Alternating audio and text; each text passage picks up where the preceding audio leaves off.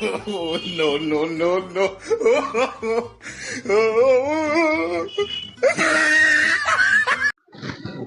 আচ্ছা ঠাম্মি, তুমি তোমার চুলগুলো সবসময় এত কালার করে রাখো কেন গো?